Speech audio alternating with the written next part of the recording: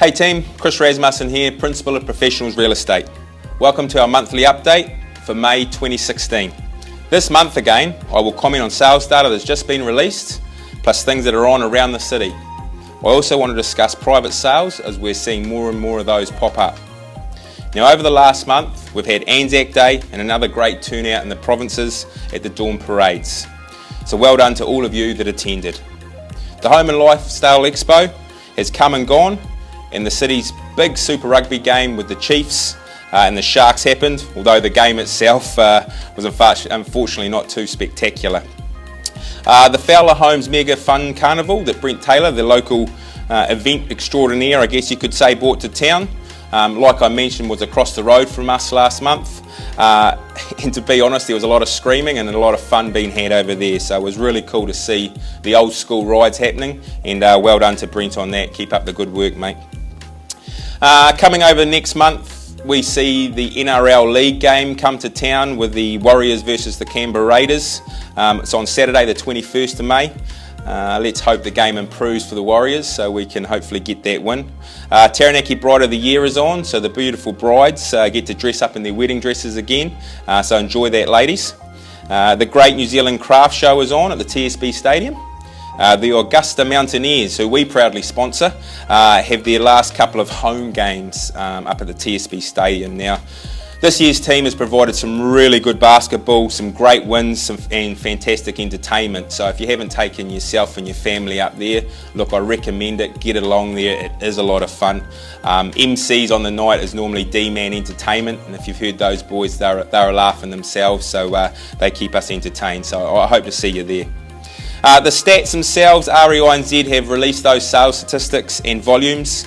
And median house prices have reached new record highs right across the regions of New Zealand. So remember, we talked about that halo effect out of Auckland. That's effectively still happening, and it's continuing to hit our provinces, which is great. National median sale price for April 2016 is still right up there at $490,000, which is great. It's an increase on a year ago, so April 2015 was 7.7% lower, or $35,000 lower. Volume-wise, there was 8,568 unconditional sales in New Zealand. That is down about 10% on the month before. But like in Taranaki, the rest of the country also has got a real issue in the lack of listings. So with that lack of listings, or supply they're calling it, we think that's the reason for the slight decrease. Local watchdog here, Ergo Mortgages, report that we had 114 new listings over the month of April. So that's encouraging for buyers out there. It is, however, fair to say that good listings are getting snapped up pretty quickly, like as soon as they get listed. The local sales stats for the month prove this. I guess there's 102 sales for the month in April in New Plymouth City, and that's up on the month before where we had 88 sales.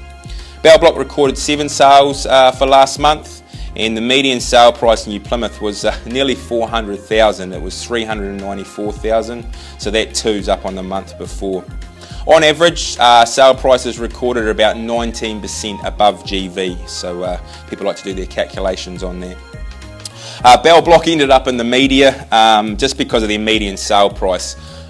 The month before, the median sale price was $80,000 more than it was the month just gone.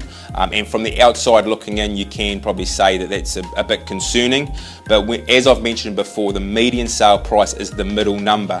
So when there's only 7 sales, or the month before there was 10, the middle number can skew if quite easily, especially if there's higher dollar value unsold or lower dollar value unsold. So don't be too concerned on that. As always, get your preferred real estate agent in, have a chat to them, and they talked more than just about the month or two that's been prior. So as I mentioned earlier, we're seeing a lot more of the private sellers popping up, and in this type of market we normally do, to be honest, when things are selling like this. I've been around for a while now, so I've seen these markets a couple of times. Now you can sell private in this market. There's no argument with me on that. I don't argue with you on that side of it. But what I would question is, are you exposing your property to the entire marketplace? And is there someone else out there that would pay more than what that private buyer would? And that's important. we're known as the 10% factor. So typically due to our marketing avenues, our sales techniques, our scripts and dialogues, we can generate a higher sale price. We get into more publications, websites and the likes, which exposes your home, which is normally your biggest asset, and we get out there to a whole lot more buyers. As we put buyer against buyer and not buyer against you, we kind of create competition and try to generate that multiple offer thing, which we're seeing a lot of.